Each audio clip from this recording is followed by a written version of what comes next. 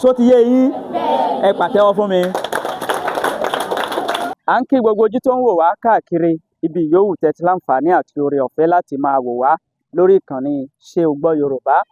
Ilé ẹ̀kọ́ Awoyemi Commercial High School Òkèhò ni a wà báyìí. A fẹ́ bi àwọn ọmọ ilé ẹ̀kọ́ yìí ní ìbéèrè Ṣé o gbọ́ Yorùbá.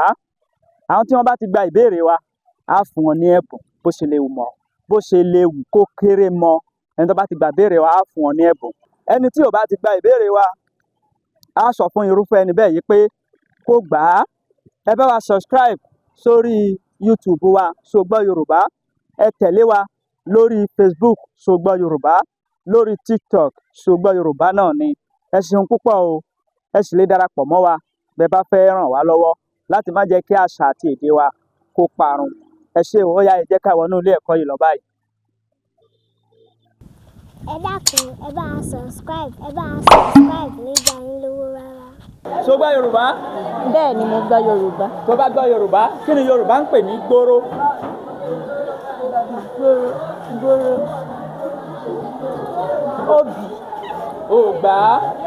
Ṣé o gbọ́ Yorùbá? Ẹ gbọ́ Yorùbá. Tó bá gbọ́ Yorùbá, kí ni Yorùbá ń pè ní gbóró? Níbi tí àwọn olóró ti máa ń ṣe ìṣẹ̀ṣe. Kì í ṣe igbóró ni mo wí o. Gbóró. Mímí.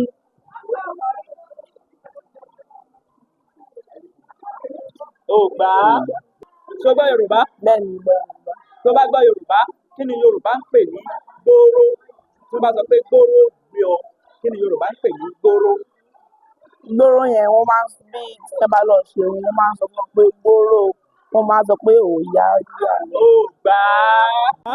Bẹ́ẹ̀ ni mo gbọ́ Tó bá Yorùbá. gbọ́ Yorùbá, kí ni Yorùbá ń pè ní gbóró? Tí Yorùbá bá sọ pé gbóró gbé ọ, kí ni Yorùbá ń pè ní gbóró? Tí ẹ bá lọ ṣe wọ́n bá là ní jẹ́. O gbà á. Tó bá gbọ́ Yorùbá, kí ni Yorùbá ń pè ní gbóró? Tí wọ́n bá sọ pé gbóró gbé ọ, kí ni Yorùbá ń pè ní gbóró? Nígbà tí máa ń kúrò. Ẹ́ Níbi tó ti máa ń kúrò wá. tí wọ́n ti ń kó kí ni sọ̀rọ̀ sókè? Ẹ́ Níbi tó ti máa ń kúrò wá. gbọ́n nǹkan tó ń sọ. Níbi tó ti máa ń kúrò. O gbà á. Tó bá gbọ́ Yorùbá, kí ni Yorùbá ń pè ní gbóró? Tí Yorùbá bá sọ pé gbóró gbé ọ, kí ni gbóró tí Yorùbá ń wí? Wọ́n bá sọ pé gbóró gbé ọ bíi pé orò ó gbé ẹ. O gbà á. A kí gbogbo ẹ̀yin tí ẹ ń wò wá lórí ìkànnì Ṣé o gbọ́ Yorùbá. Ilé ẹ̀kọ́ Awoyemi Commercial High School la wà báyìí. A ti béèrè ìbéèrè Ṣé o gbọ́ Yorùbá lọ́wọ́ àwọn ọmọ ilé ẹ̀kọ́ yìí, ṣùgbọ́n ṣe ni láàánú wípé ààrẹ nìkan kan nínú wọn tó gba ìbéèrè wa. Nítorí ìdí èyí, a fún wọn ní owó kankan. Ṣùgbọ́n ẹni tó bá gba ìbéèrè wa, á fún wọn lówó. Ṣùgbọ́n wọn ò gba ìbéèrè wa. Ìgbà tí a sì béèrè ìbéèrè kí ni Yorùbá ń pè ní gbóró, ààrẹ ni tó gbà á. Fún àǹfààní ọjọ́ míì, a ó sọ nǹkan tí Yorùbá ń pè ní gbóró fún wọn. Ẹ bá wa subscribe sórí YouTube channel wa Ṣé o gbọ́ Yorùbá, lórí Facebook Ṣé o gbọ́ Yorùbá, lórí TikTok Ṣé o gbọ́ Yorùbá. Nǹkan tí Yorùbá ń pè ní gbóró, òun ni nǹkan tí wọ́n fi ń ṣe ọdẹ. Ọdẹ wọ́n máa fi ń mú àwọn ẹranko ni, àwọn ẹranko ẹlẹ́sẹ̀ mẹ́rin. Ẹranko ẹlẹ́sẹ̀ mẹ́rin Yorùbá ń pè ní ẹranko abìkété.